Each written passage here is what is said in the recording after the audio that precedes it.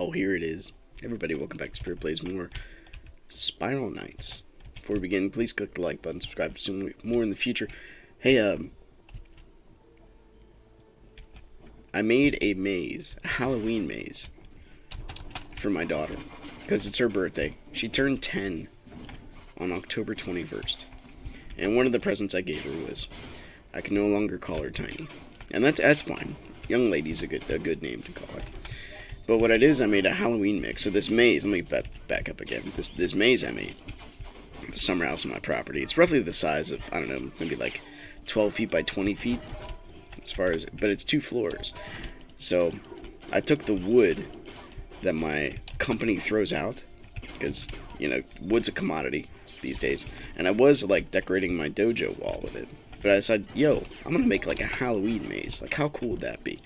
That would be cool to me, so I think at age 10, it'd be cool to her. And again, referring to the last video, talking about nostalgia, we want to repeat the same feelings of wonder onto the next generation, and therefore you get to keep reliving them. You know, Christ says that you have to come to the kingdom of heaven like a little child. I think that's kind of what he meant. Like, you got to see things in a new light, or at least empty your mind to the point where they don't seem, you know, dull and null and void. So, you know, why not spend time on the next generation for their pleasure of this life? I mean, that makes sense, right? So anyway, I made this maze. It's like crate wood, but I covered it in, I went to the dollar store, and I covered it in tablecloth. You know, it's $1 for like, I don't know, 4 feet of coverage. And see, what else did I do? I made a playlist for music for the background while they do this thing. And of course, Spiral Nights, this song in particular came up. It's like the fight in the sky or something, Sky Meadow. I honestly forget. But like this is one of the things that seriously turned me on to this game, was the whole Zelda-like quality. That's why I'm kind of into the game called Rogue Heroes at the moment, because Rogue Heroes roughly has the same kind of idea. It's multiplayer Zelda, which is like a dream game to me now.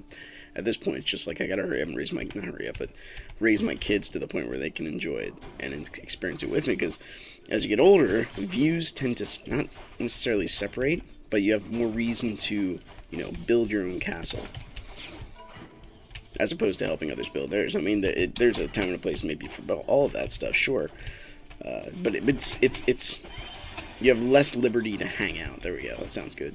So that's why the online community is kind of good, right? You can just find a party from whoever, but that's not the same thing as, you know, having a friend who will go with you and do things. I think that's one of the things the kind of like the online community misses. So anyway, I'll go back to I'll describe the maze a little bit, because I'm not super in love with it. It's just a thing, but like to a 10-year-old, pretty good. So we got I got lights. There's no lights. Like the second floor, the first floor has windows. The second floor does not. And all these lights, the only light they have, they'll be clipped with like a foot-long glow rod. Did I not summon you, Mike? You must do something. I command you. So a foot-long glow rod that's red. And so everything is just like dark, and I'm like, you go slow. I have cabinets in it, so I had to put pool noodles on the edge of the cabinets, because I'm like, these kids will kill themselves just like running their heads into it. It's great. Safety precautions for legitimate reasons. No OSHA requirements. I just don't want them to have, you know, concussions. And their family's going to be there too. So I mean, if I take out some of their parents, I mean, that'd be even worse. So that's what they have. And I'm going to be the Marshmallow King. I got my mask behind me, but I'm not going to get it at the moment. And I will give them hints, but they need to... Whoa, should have just blocked first. That's fine. Somehow dodged all that. I'm just hearing weird noises for the first time, okay? So far hitless. Doesn't happen all the time, especially with talking and playing. It's not like my skill set's the greatest in this game. Dude, I watch your speedruns, everybody. I watch them. Speedrunning the Jelly King in like, what, not 45 seconds? It's quite fast. Specifically Vanna, good job me, which I have no idea what to do there. I could barely beat Vanna as is. That's something I can do. I haven't soloed Vanna in like 2 years. For a good reason. I like stuff like this. But anyway, So in the maze, what they have to do is the door's locked. I took my bicycle lock and like nailed it to the door on the front. But it has an alpha code. It's 4 letters, and they're gonna come in, and I'm gonna shut the door behind them and lock it and be like, I am the Marshmallow King, and I forgot the code to get out of my house. It's one of my pets' names, and there's these skeletal pets that are all over the place, and I have a spider pet too. They have to find the code, and the code's actually going to be underneath the feet of a skeleton bird, and they have to find a key to get it, and the key is underneath a hidden platform in the floor that they have to move a chair to get to. Yeah, it's an escape room for 10-year-olds. I mean, how tough can it be? And if they need a hint, I will bribe them. And I also have the names of, like, you know what? I need something a little faster. I also have the names of, like, all of the other pets. And, dude, I got this jump scare spider. It's so cool. I want to... Excuse me. Can we just, Who needs... Seriously. Handguns, true shot. What do we got? There we go. That's what I wanted. I want this gun to be faster. But and they can bribe me because I'll be in there the entire time. I'm not gonna leave kids alone with this stuff. I'm only gonna like 2 or 3 of them in there because of the space constraints. I'm going in. Because the kids will just knock themselves over and fall down the stairs. So you can just see it happening. They're kids. I mean, their spatial awareness is not 100% complete. Got it, guys. I got this guy anyway. Dude, I love seeing... Every time I come in here these days, it seems like more and more people play the game. My highest viewed video is like top 10 reasons to play 5 reasons to play Spiral Knights in 2021. Still agree with all of them, by the way. Yeah, but I'm really excited for this watching my daughter live the wondrous experience. I see her already doing this in books, and if you are not reading books, your children are not reading books, I strongly recommend that either you start or how dare you, one or the other. Because kids, you can see, here's how I see the wonder in books. She desires to tell me the story, like in her own words, things that make her fascinated at that age. That's pretty cool.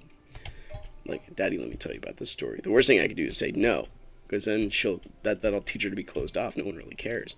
But these are experiences and desires worth sharing. Just like this game. This game's worth sharing. If not, why are we still playing it with other people? Imagine if this was just a solo game. It might have some charm, sure, but there's so many other more graphically detailed, dopamine rush-inducing games that everybody can roughly... I don't even know why I use that. We don't need Mike at the moment. But he is pretty... I mean, he's got to at least have some sense of worth. Even my daughter can put silverware on... My youngest daughter can put silverware on the table. That we can make it... That's at least the thing she can do.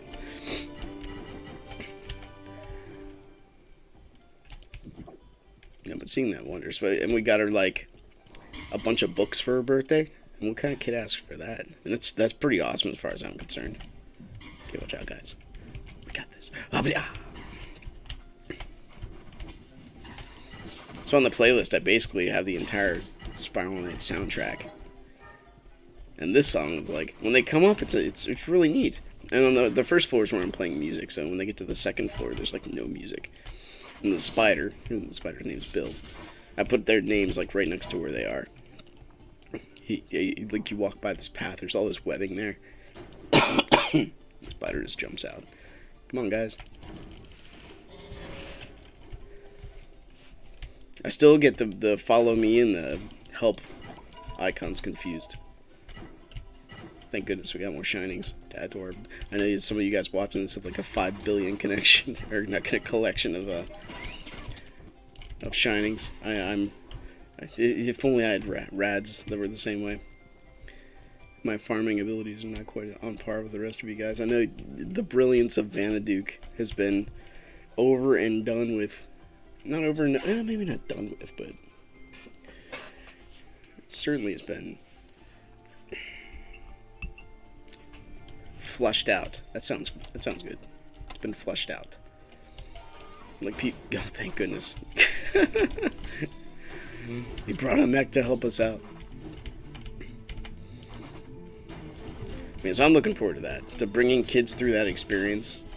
It's going to be fun. So they can bribe the mushroom. At the end of every dead end in the maze, there's going to be 2 little candles. So at least they'll have some sort of visibility. I also got this mouse, who I think I named Jeff, but I forget. I put the name above his head. And then the mouse is sound activated. So, like, you walk by, it won't do anything. But if you start talking and making clamoring noises, then it'll just start yelling at you and chirping at you.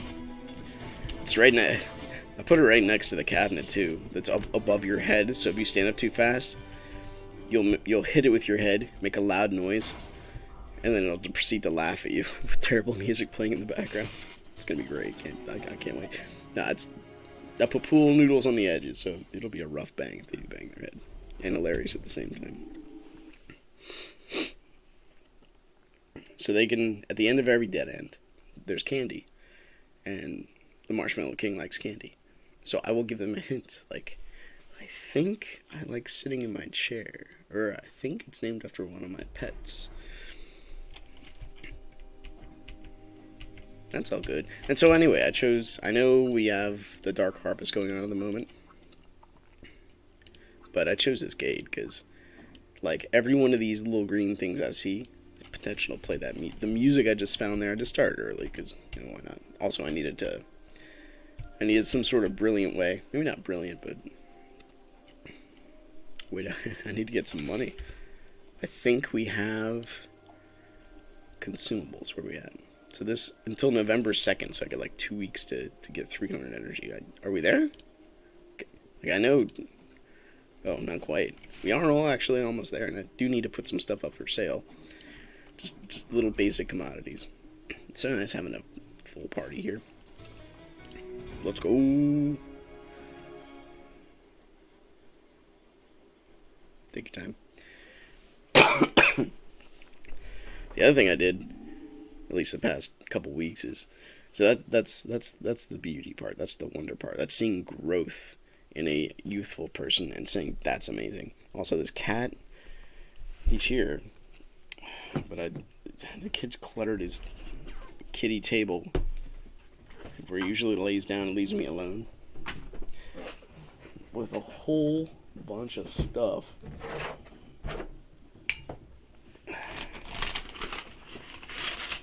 So when I stream, all the Twitch stuff is over there. So I'm recording there right now. It's where he sits. Yeah. We could have grabbed the flourish, but we're too lazy to change, maybe? That's one of the things nostalgia can get you in. You're like, no, this is how I enjoyed it, therefore you must enjoy it the same way. That's a bad way of looking at things. The ideas, and Augustine wrote about this in his Confessions, like, justice might change culturally on what is and is not acceptable, but the fact remains that justice itself exists. I mean, that's a thing. And there are certain boundaries you cannot violate, otherwise you get rid of justice itself. One of the things is, this is where you get into the idea of sexuality and being, right? The transgenderism and that kind of thing, which we had an interesting discussion with him on my daughter's school board. We had a talk with a pastor that is the head of the church, and, you know, obviously she goes to a Christian school. And one of the things that God has done, this is why science does not conflict with any relationship or any idea that God himself has. And the reason that is because God made being itself to flourish under certain precepts, under certain guidelines, and certain things you cannot do, otherwise being itself is violated as such. For example, I must drink water. That's something I cannot violate. It's part of my being, right? And so when you hear the maybe you don't hear it, but when you understand the command, be fruitful and multiply, that's just the drive of sexuality inside of you, sure. Well, that's two parts. And Dave Chappelle is coming under fire for this too, right? But these are cultural issues, and at the same time, they're existential issues. you need to wrestle with these. And if you haven't wrestled with these, I strongly recommend you do. But if being itself is violated, saying that no, we must glorify individual identity on par with only sexuality and nothing else. Well, that's unfair to a lot of people who just don't believe sexuality is all that you are. Besides not being fair, it doesn't rhyme with reality itself, because reality itself says, male and female must exist in order for being itself to be produced.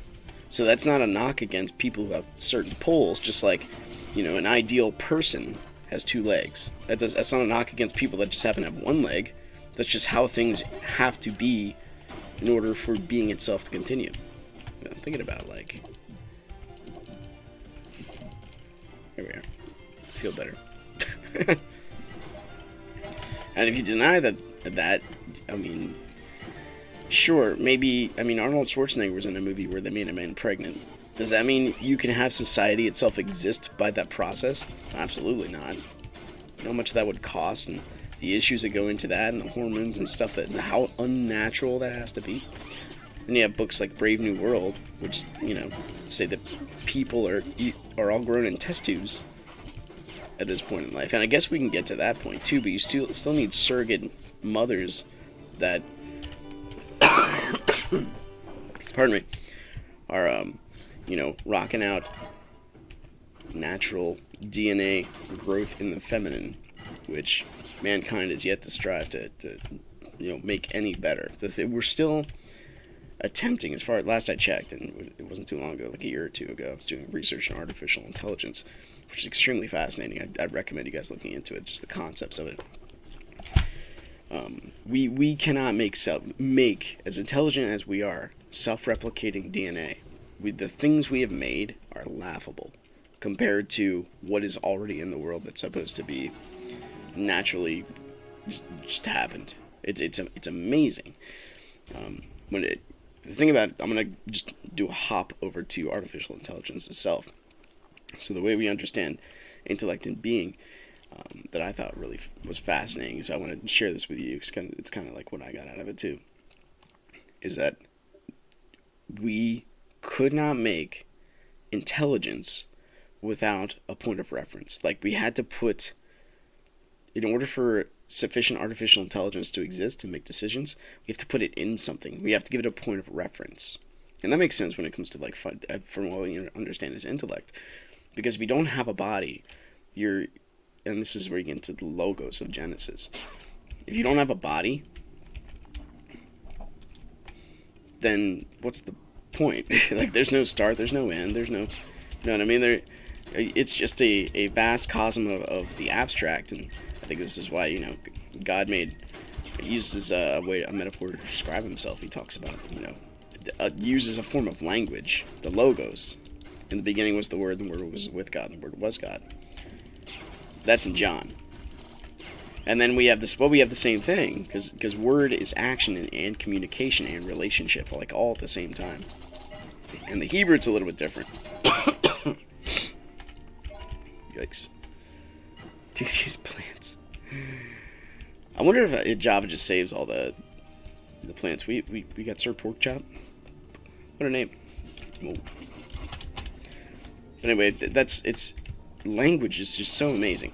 And when you think about the concept of language, the finite's also kind of assumed in language itself, because a word cannot be completed until it's finished. And it also has a starting point. So we are built within the finite. So if you have the infinite logos, which is, you can look at it as like the unlimited ideal or unlimited potential. But that's the same thing with the spirit hovering over the waters, except the spirit hovering over the waters is like reality itself. Reality itself needs guidance, and I know this is amazing how I'm finding it's amazing all this stuff kind of synergizes, because I also don't like having asthma. The way it synergizes is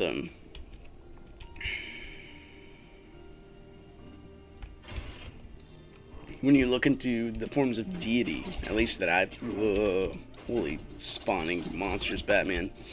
At least from what I've seen. I'm studying Joseph Campbell at the moment, so I mean, that's interesting itself. When he studies, he talks a lot about ancient history. Like, as the earliest things we possibly know through archaeological evidence and myth. And that's, like, it's so cool to look at that stuff. The things people believed, still believe today, the remnants of it. So from what I see, and he points out, although in a more vast sense, is that the idea is whenever there was a hierarchy of gods, and specifically if they were masculine, because usually hierarchy is more prominent in the power hierarchy, which is, and men are more powerful than women, so that's kind of the world we sort of live in. When you could look at the opposite ends of extreme, it's we have the feminine antisocial behavior is reputation destruction, while the masculine is physical violence. So you take those two, and let's see if I can do this without losing my train of thought. I have like 5 things going on right now, so please forgive me. You take that, and you see how societies themselves do such terrible things to each other when they have a feminine god. But that's not a downplay on femininity itself. It's saying that the essence of being, if that is glorified, besides the ideal about where being is supposed to go, things turn terrible. And I'm going to give you a warning. You can fast forward like 30 seconds if you don't want to hear something terrible. But what they would do is they would just, like, first off, slavery is mankind's past. Straight up. Since like 1850 past, everybody was a slave. So if you don't believe me, you have not read history. The whole race thing in America, that's just such a tiny window of reality itself. It's like, it is laughable. That's basically what it is. It's just straight up laughable. So you need to have that in context, right? You understand. Oh no, don't let him go. I don't even know where the jumping dude is. There he is. Boom. I think I got him. I think I was alright. Yeah? Maybe? Come on, laser. Get him. This thing jumps so fast, man.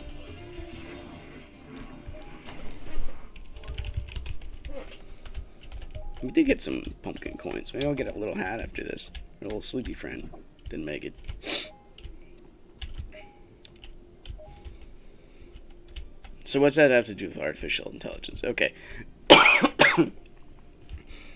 So we have having a masculine ideal. So this is also going on par with Genesis, which is the infinite logos saying let there be, versus the spirit hovering over the waters, which is reality itself. Okay, you got it. Those are the basic 2 concepts. And the thing about ancient people of the past is they had we must assume intelligence unless proven otherwise. People make dumb decisions, but the thing that's specific about people in the past is they were smart, just like we are smart. They had less technology, sure, but that was more of a centralized look at life as opposed to a grandiose one. Excuse me, if that makes sense. So,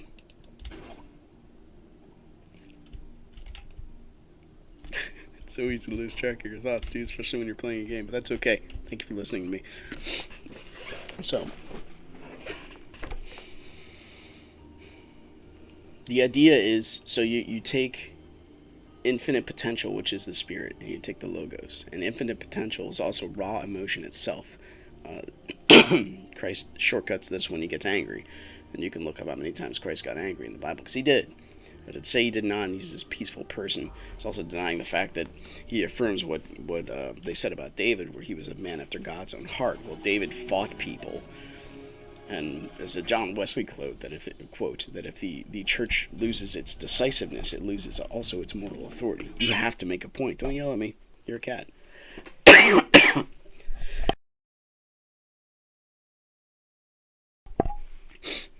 Oh my gosh. Cat, what button did you hit? Oh my goodness. Okay, we're good. I got a subscriber. Hey, man. Well, Mr. Oliver. So then you have God the Logos, which is the infinite abstract. I mean, how do you relate to that? Because even in time itself has to have a beginning and an end. How can the infinite ever make it there?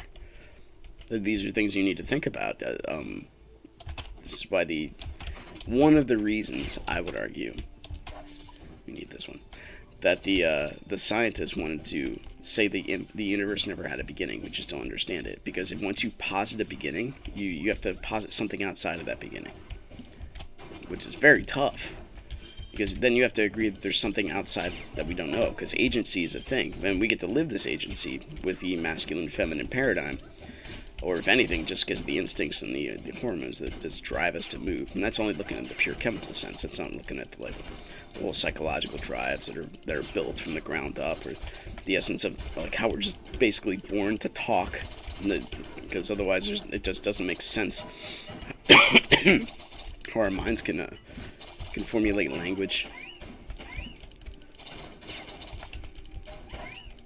I got you, sleepy man.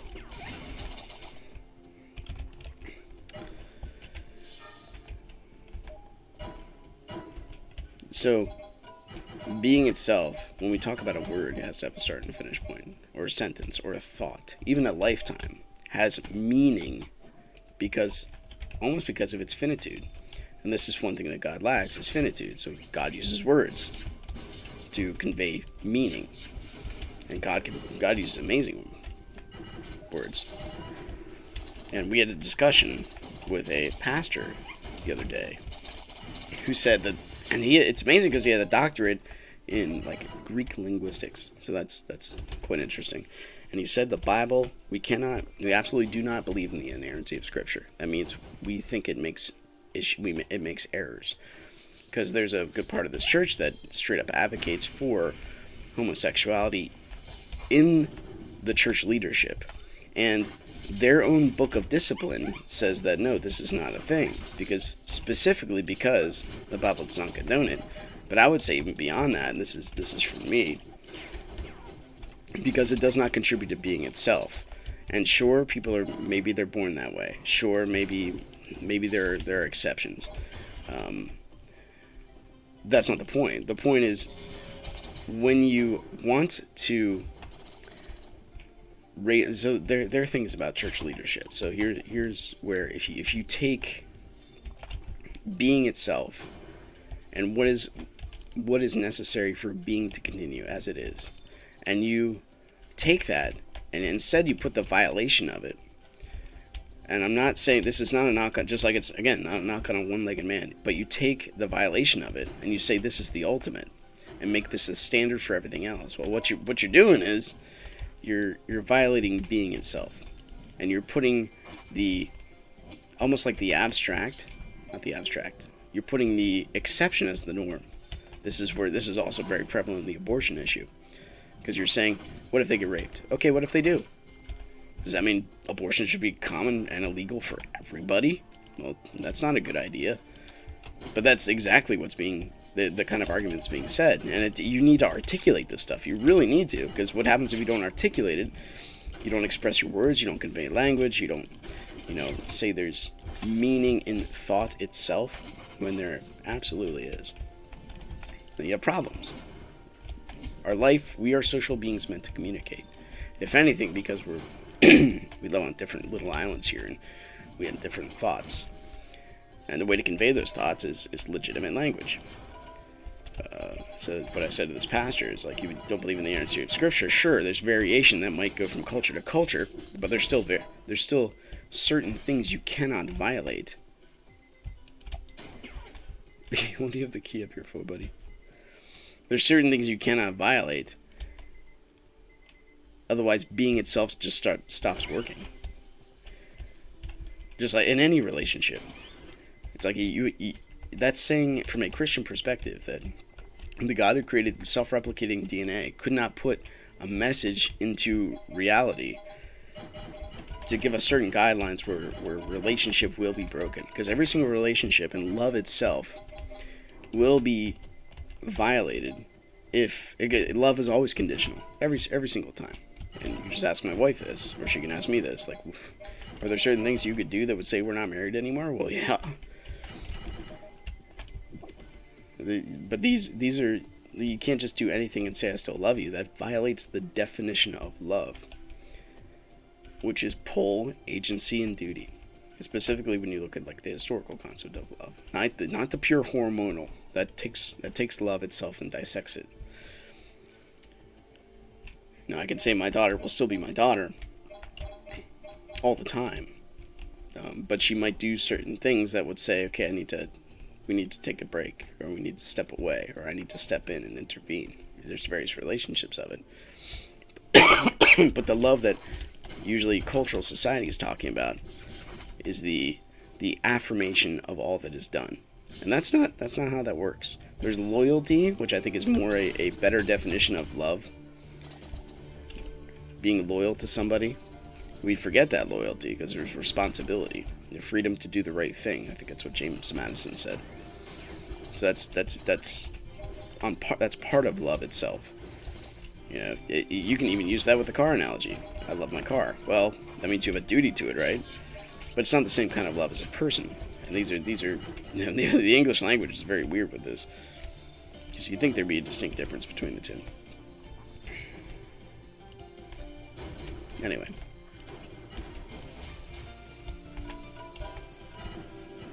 Well, we got into, so the next analogy I used to him, because outside of the meeting I started to talk with him, because I didn't want to talk in the meeting. I was meant to be a witness, so I tried to honor that. And so I said, all right, well, and you don't think the Bible's inerrant. So I looked at a bench. I'm like, well, if I say that bench is red, and you say, yeah, it's red, cool, we're talking. But if I say it's red, and then you say it's red to you but not to me, now you're trying not to talk. You're trying to dissect language to the point where you're purposely not trying to understand me. And if we do that, then we also cannot trust, first off, our fellow human beings for writing it down. Secondly, the God who created the universe. Let's just grab a flourish, huh? And you're saying he cannot put a message in reality itself that would not just ring true, and people would keep that message because it does ring true. And this is let's go back to ancient history now. Every time the deity was male and had an ideal, and I'm reading about Eastern cultures too, the first Aryan Vedas, which they had a hierarchy of gods, sure, but they had a supreme god. Hinduism now does not. Well, it depends, because there's so many different deities. But every time they would have, and you can argue what was good and bad in past cultures, and that's fine.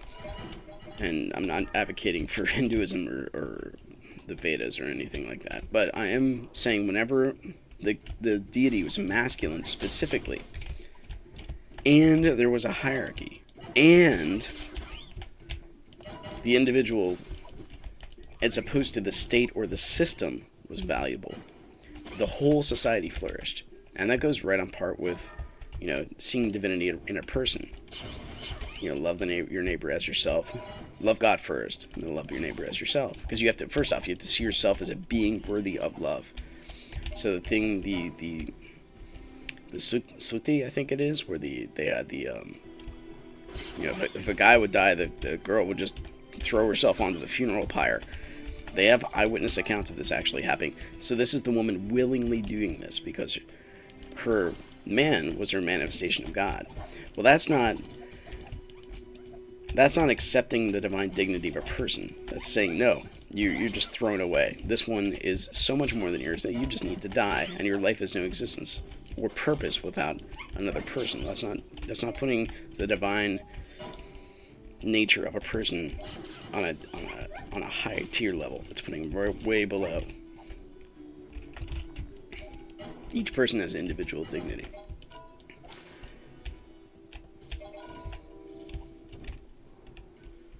So what am I talking about? The whole essence of truth and the value of children. When I don't have certain talking points or ideals, it's the mind and the body can ramble. I can blame the asthma, the allergies, getting hit by that wolver, my kids for distracting me. I did that the other day. I was streaming. I stream on Twitch. Some of you guys probably know this, but every at least every Tuesday, Thursday, from maybe 4 to 5 p.m. Eastern Standard Time. I play Catacomb Kids mostly. That game's just mad fun. It's the hardest game I've played in a while, and like it's one of those where like no matter how good I am, you could still die if you let your guard down. And I'm like, that's just like fighting. And the thing about fighting is it's also a stamina contest. I went to the Kick House yesterday, which was a kickboxing area, and I haven't done kickboxing in a while. So it was 45 minutes of just nonstop, with like a 20-second break here before your cooldown. And I'm like, I almost threw up twice, almost passed out once, because I was pushing myself as if I was literally 15 years younger. And I'm like, I gotta go. And this is why running doesn't really get you in such shape as opposed to just making you lose weight, because it's a war of it's your will versus your body. Your body is gonna throw toxins at you. It's gonna tell you need to give up, and it's gonna give you physical pain, and then it will literally physically make you give up. You got to get your body used to saying, no, I got this. That's the best way I can put it, and I think that's pretty accurate. Anyway, streaming. Twitch.tv/Damon180. I think it's in the description below also. But yeah, I was having a great Catacomb Kids run. Right at the end, there was like 4 ways I could have escaped death. But my daughter was constantly talking next to me because she's 10. And she's having fun. And what we do with kids is we constantly, as you have a relationship with them, you're constantly taking their fun and you're squeezing it. And you're showing them the social norms as they age. Because a kid will just have fun and it's in chaos. They're in their safety zone. There's walls in this house. Those are the extremes. That's the ideal. And they're in the middle. And they get to have fun and they understand, like, I don't go outside these borders, which is the house or the yard. It depends how far you go with it. Don't go into the street. That's one of the first ones I tell. Like, when I first saw my daughter go into the street, both of them, I yelled at them. I grabbed them firmly by the arm, and I said, "You do not go out there, ever. You will get hit, and you will get squished, and it will hurt, and you will die." And they look at you like, oh. And you don't mess around. You need to have that feeling like etched into them, the feeling that there are consequences for your actions. They will understand this by the time they can actually understand that language. They almost have no choice because they understand what pain is. It doesn't take long to understand what pain is. Pain is, at least as far as I can tell, a violation of structure itself. Change, growth. You can even put a living itself on par with pain, or strong emotion. Emotion is almost necessary for growth because it's a change. It's the acknowledgement, or roughly the backdrop of that change. Man, I just hit on the button. Should I have kept the flourish? Nah, because the reason why I keep this griffin. Let's talk about the game for a second, right? The reason why I keep this griffin is in case we get a danger room with fiends. Like, this is my anti-griever weapon. Just it takes them out, yo. Wolvers, it might take a while. There we go. Isn't there a second wave? Yes. Okay. Get this guy first. Ba ba ba. Beautiful. Just like I'm in a corner now, so. Yeah, so anyway, establishing an ideal, having a male deity is extremely prominent, because then you're reaching for something as far as an image to grow to. If you look at all the female deities, at least in the Eastern cultures from what I see so far, specifically if you put that deity is like number one, it's the most important thing. First off, they turn their worship into, like, you would see idols of, like, a phallus and stuff like that, and you're just like, what on earth are these guys doing? Then they'd have, not only that, but they'd have barbaric human sacrifices. Like, I don't even want to describe them. If you want to look them up, but it's a warning. It's like, I seriously just don't want to talk about them. I can talk about them off camera if you want to message me or in the comments below, but, ask at your own risk. It's pretty terrible. And why is that? And that's because in And this is why the biblical scripture makes so much sense.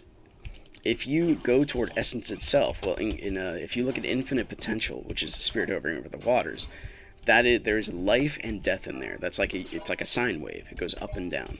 You cannot have life without creativity, but with creativity come beginnings and endings. It's both.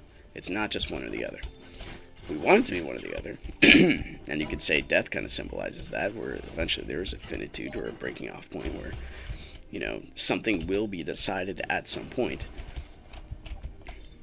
I was listening to Trent Reznor's song called "The Becoming" it's by 9 Inch Nails. So if you want to read a song about hitting an absolute, I think it's on Wikipedia it says the song is about being dead itself. I'm like, well, yeah, actually, it's if you hit an absolute, and you willingly hit the absolute. And this is like people who say things like, no matter what you say, I just won't believe you. I'm like, well, that's rough, because what you're saying is, and this is where you get in trouble, because I just talked about the inerrancy of Scripture. What you're saying is, no matter what new information I give you, you're just not going to believe it. Well, no. And this is why science is always ever changing. Science is more relative than absolute. It's relative with absolute boundaries.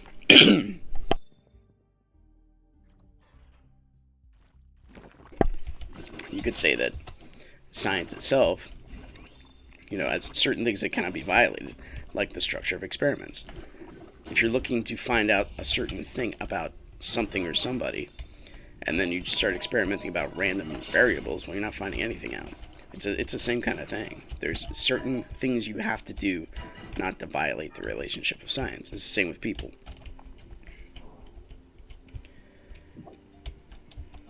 So,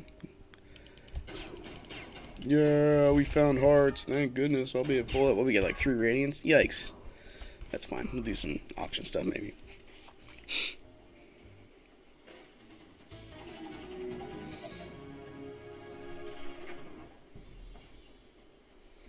So with the female deity, you start worshiping death, and so the two things happen. One, sex is extremely glorified. What's happening in our culture right now? And when sex is glorified, so is death, because one or the other cannot exist in a vacuum. When you give one, something has to be taken away. This is the whole concept of agency. Something has to happen to start all this. Oh, how'd we do? Okay, we got 12. That ain't bad. I like my rads. I don't think we can level anything. Maybe I'll get my shield up or something. It's been ages since we got the shield. So instead of life or death itself being glorified, those are just processes. And we should, like this, right? Or the perfect circle. They have their logos like this. I think it's more relevant to life itself than what they think. But I'm not sure. I don't know. I haven't done much research on the band Perfect Circle, but that's their emblem. But that's what it is. It's also a way you can look at the infinite finitude, where everybody's a word, but we're also words within words, and we can speak words. We're like, it's the essence of story. It's so amazing. Those floppy ears. So, anyway, and this is also the family structure, where there's certain things you have to keep in order not to violate the inner structure of the family, right? But this is the masculine. These are the borders. The feminine is the garden inside. And without two, you need the masculine outside to create the garden walls, because there's a jungle out there. And if you get rid of the walls, well, the inside will just become the rest of the jungle. If you get rid of the inside, what's the point in building the walls in the first place? And that's where the masculine and the feminine come into play. Men are at the extremes. We are. And women are the beauty in the middle. And and through the relationship of those two, you get life. In the garden, the life itself becomes amazing. When you start violating that structure itself to have normal society for being itself to continue, then you're really risking violating your own norms. Nietzsche talked a lot about this. He's like erasing the values that are already etched into reality itself and DNA itself, and hierarchies and structures and everything else we have going on, and trying to rewrite that. It doesn't work. We don't live long enough. We need to live like a couple 100,000 years, and you need to indoctrinate several generations. And this is one person that needs to do this, and it can't happen. We're just not made like that.